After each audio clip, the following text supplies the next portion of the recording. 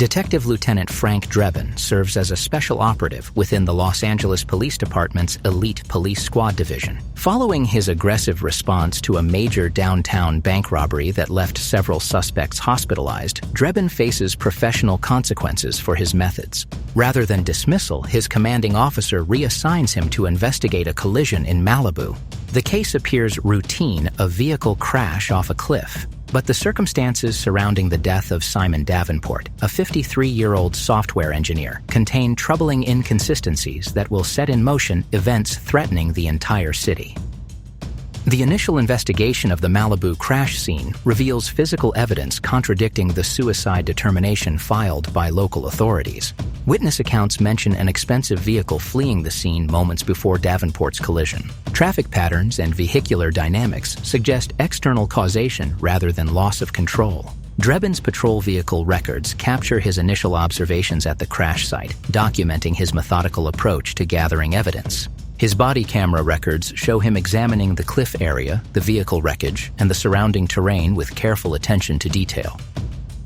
The investigation expands as Drebin pursues connections between Davenport and other elements of the case. Police records indicate Davenport held no significant debts, maintained stable employment, and harbored no apparent reason for suicide. His professional history shows continuous advancement and recognition within the technology sector. Bank records accessed through departmental authority demonstrate no erratic financial behavior or signs of substance abuse. These findings accumulate into a comprehensive profile contradicting the suicide narrative that local authorities had hastily accepted.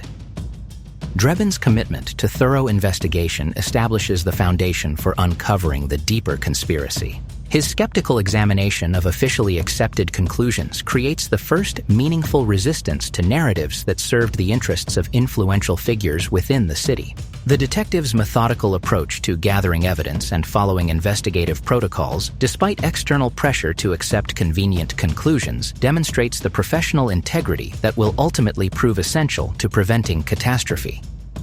Beth Davenport, Simon's sister, arrives at police headquarters with compelling evidence contradicting the department's suicide determination. She reveals that her brother had contacted her the night before his death, expressing fear and promising to meet her the following morning. This behavior pattern contradicts suicide, and Beth's conviction proves difficult to dismiss. The investigation reveals Simon's employment at Eden Tech, a massive corporation run by Richard Kane, an influential entrepreneur whose success in microprocessors, e-commerce, and green energy technology has made him one of the city's most prominent figures. Kane's philanthropic contributions to the town and financial support to various institutions, including the police department, position him as a pillar of the community. Beth's personal knowledge of her brother's mental state and recent emotional condition contradicts the official narrative. She recounts conversations in which Simon expressed concerns about his work and mentioned his need to discuss sensitive matters in person. Her detailed recollection of Simon's demeanor, his specific references to feeling threatened, and his urgency regarding a critical meeting establish a psychological profile fundamentally different from someone contemplating suicide. Beth's persistent advocacy for proper investigation demonstrates her unwillingness to accept expedient conclusions that would allow her brother's death to remain officially unresolved. The credibility of Beth's information becomes increasingly apparent to Drebin as he conducts independent verification. Text message records and phone logs confirm Beth's account of Simon's final communications. Additional witnesses who worked with Simon at Eden Tech report similar concerns about his emotional state during his final weeks of employment, corroborating Beth's claims about his specific worries. These independent confirmations elevate Beth's testimony from personal conviction to substantiated evidence, establishing grounds for reopening and expanding the investigation into Simon's death. Drebin's collaboration with Beth transforms the investigation from a routine case review into a comprehensive examination of potential criminal conspiracy. Beth's emotional commitment to uncovering the truth about her brother's death combines with Drebin's professional obligation to investigate thoroughly, creating a partnership that will prove essential to understanding the larger conspiracy. Their initial interactions, marked by Beth's desperation to convince departmental authorities of her brother's murder, establish the groundwork for a deeper professional and personal connection that will develop as the investigation progresses. As Drebin deepens his investigation, new evidence emerges suggesting connections between the Davenport case and the earlier bank robbery. A safe deposit box registered to Simon Davenport attracts particular attention, indicating his involvement in matters extending beyond ordinary software development. Simultaneously, the department acquires new electric vehicles donated by Richard Kane through his company, Eden Tech, which are equipped with autonomous driving capabilities and represent the cutting edge of automotive technology. Drebin's skepticism grows as he recognizes patterns in the investigation that suggest coordination between multiple parties and entities usually disconnected.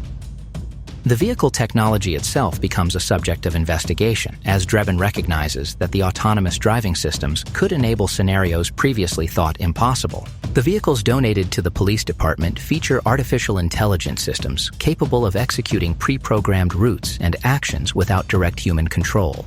This technological capability, combined with evidence of Simon's sophisticated programming expertise, suggests possible connections between Davenport's work and vehicle systems. Drebin's understanding of technology, developed through experience and observation, allows him to recognize the significance of details that might escape officers lacking a technical background. The investigation of donated equipment and institutional relationships reveals patterns of influence extending throughout city agencies and departments. Drebin discovers that Richard Kane's company has provided infrastructure, technology, and financial support to multiple municipal institutions simultaneously. This network of institutional connections creates a web of financial obligation and implicit reciprocal relationships throughout government structures.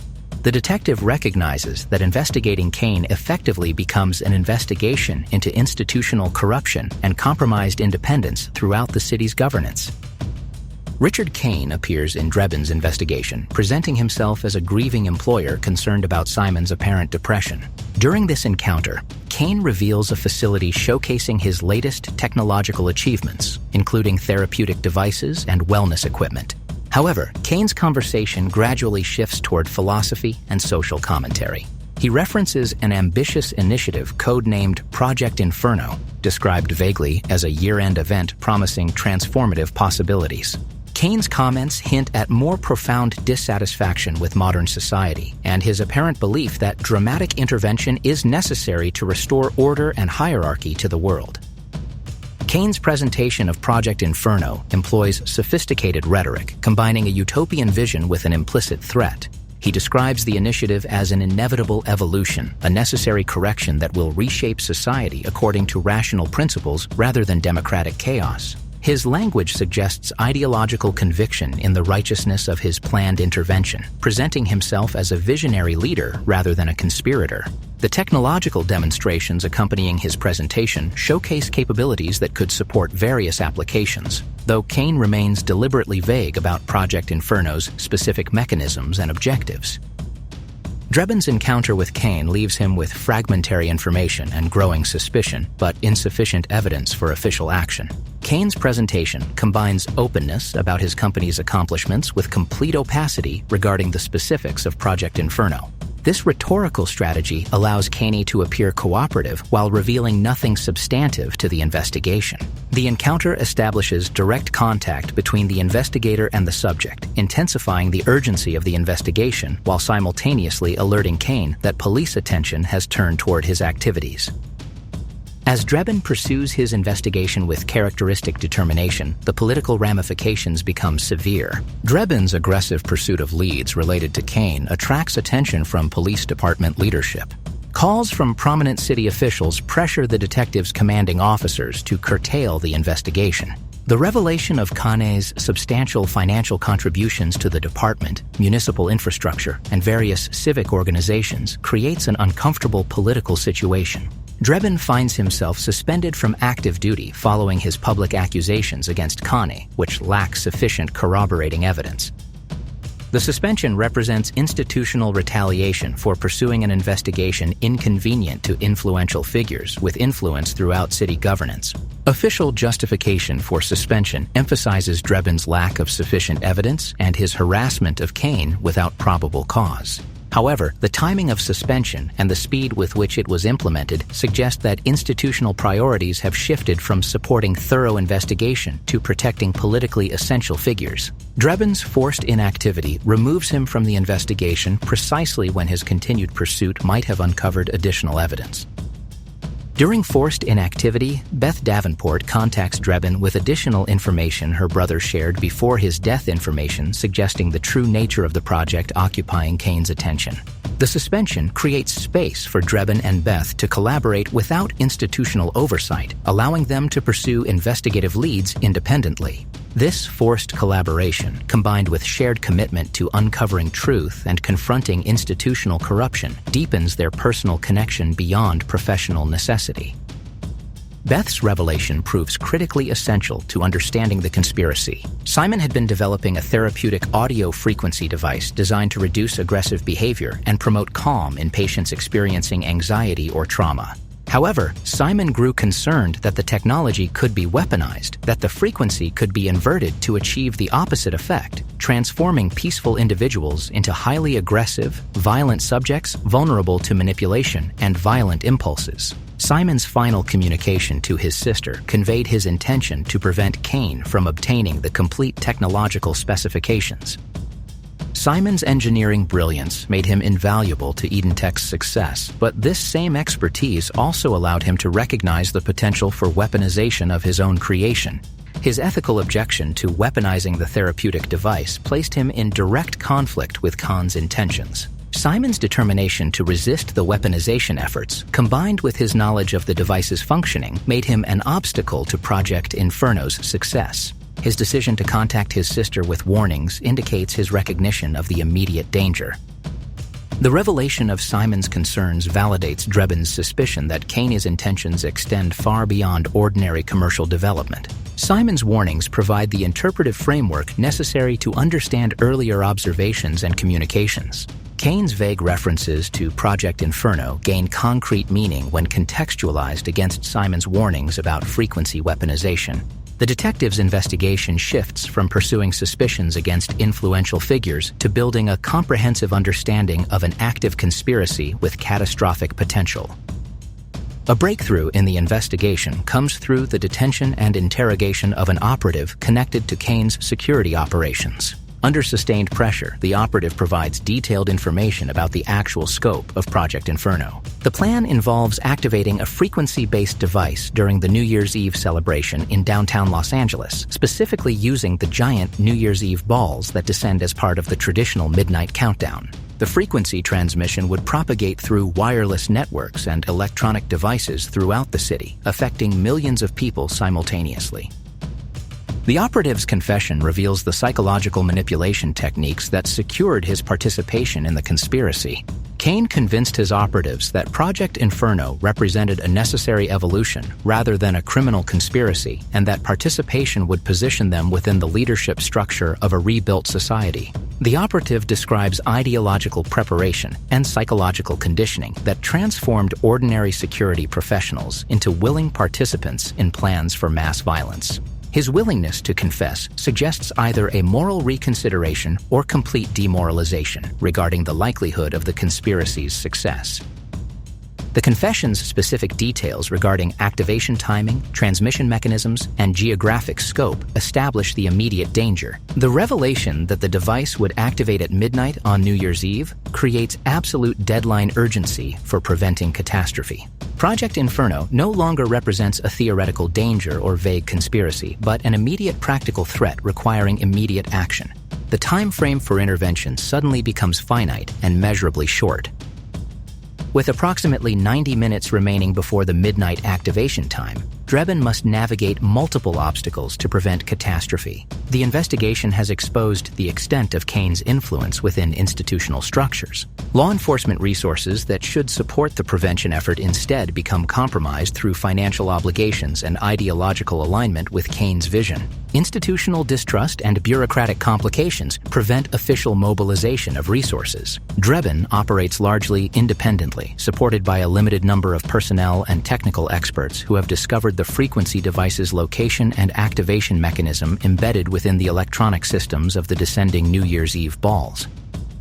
The convergence of multiple elements creates a climactic confrontation at the New Year's Eve venue. Drebin reaches the location containing the frequency device, discovering the sophisticated engineering that allowed concealment within the ball mechanisms. The confrontation with Kane evolves into a physical battle between the detective and the businessman, further complicated by armed personnel loyal to Kane and the impending midnight activation deadline. Kane expresses an ideological conviction regarding his plan, arguing that society requires purification and the restoration of natural hierarchies, which can only be achieved through the chaos his device would create. Drebin counters Kane's philosophy through both physical action and moral argument, ultimately succeeding in shutting off the device before it is activated. The prevention of catastrophe comes at a significant personal cost to Drebin, involving both physical danger and ethical compromise. The detective's commitment to preventing mass violence overrides conventional procedural considerations, necessitating actions that will provoke institutional scrutiny. The prevention of Project Inferno saves the city from catastrophic violence and social collapse. However, Drebin's success comes with significant personal and professional consequences. Internal Affairs investigation focuses on Drebin's methods throughout the case, particularly the coerced confession from the operative and interrogation tactics that technically violated procedural requirements and individual rights protections.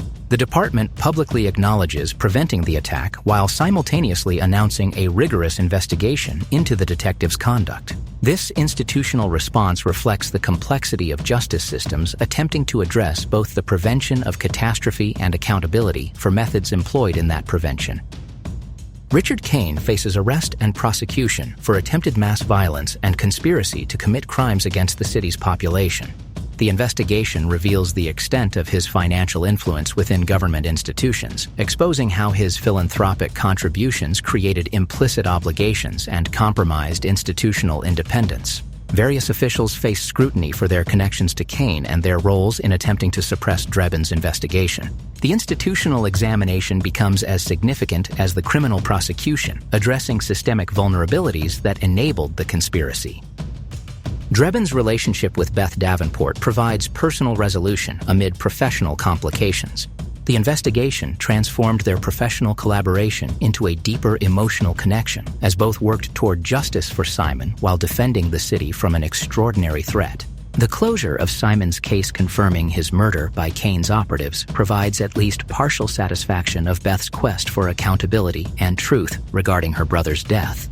The narrative concludes by acknowledging institutional systems, despite their compromised elements, that ultimately succeeded in preventing catastrophe. However, the balance between maintaining legal integrity and responding to exceptional threats remains fundamentally unresolved.